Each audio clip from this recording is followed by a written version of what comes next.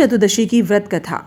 भाद्रपद की शुक्ल पक्ष की चतुर्दशी को अनंत चतुर्दशी का व्रत किया जाता है। इस दिन भगवान विष्णु की पूजा करने के बाद अनंत सूत्र बांधा जाता है। इस व्रत से जुड़ी एक लोक कथा। पौराणिक ग्रंथों के अनुसार प्राचीन समय में सुमंत नाम के एक ऋषि हुआ करते थे। उनकी पत्नी का नाम दीक्षा।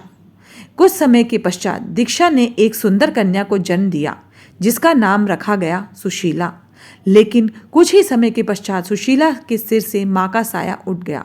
अब ऋषि को बच्चे के लालन पालन की चिंता होने लगी, तो उन्होंने दूसरा विवाह करने का निर्णय लिया। उनकी दूसरी पत्नी और सुशीला की सौतेली मां का नाम कर्कशा था। वह अपने नाम की तरह ही स्वभाव से भी कर्कश थी। जैसे तैसे प्रभु की कृपा से सुशीला बड़ी होने लगी, और वह दिन भी आया जब ऋषि सुमंत को उसके विवाह की चिंता सताने लगी। काफी प्रयासों के पश्चात कौंडिन्य ऋषि से सुशीला का विवाह संपन्न हुआ, लेकिन यह भी सुशीला को दरिद्रता का ही सामना करना पड़ा। उन्हें जंगलों में भटकना पड़ रहा था। एक दिन उन्होंने देखा कि कुछ लोग अनंत भगवान की पूजा कर रहे हैं और हाथ में अनंत रक्षा सूत्र भी बांध रहे हैं।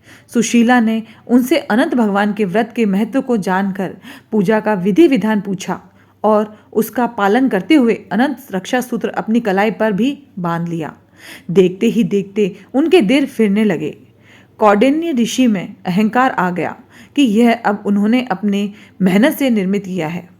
काफी हद तक सही भी था, प्रयास तो बहुत किया था। अगले ही वर्ष ठीक अनंत चतुर्दशी की बात है। सुशीला अनंत भगवान का शुक्रिया कर, उनकी पूजा आराधना कर, अनंत रक्षा सूत्र को बांध कर घर लौटी तो कौंडिन्य को उसके हाथ में बंधा हुआ अनंत धागा दिखाई दिया और उसके बारे में पूछा। सुशीला ने खुशी खुशी बताया कि अनंत भगवान की आराधना कर यह रक्षा सूत्र बंधवाया है। इसके पश्चात ही हमारे दिन बहरे हैं।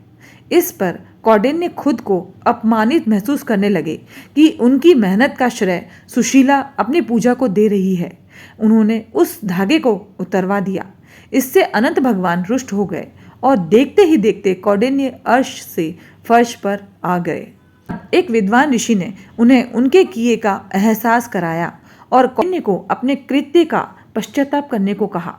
लगातार 14 वर्षों तक उन्होंने अनंत चतुर्दशी का उपवास रखा। उसके पश्चात भगवान श्री हरि प्रसन्न हुए और कौंडिन्य व सुशीला फिर से सुखपूर्वक रहने लगे।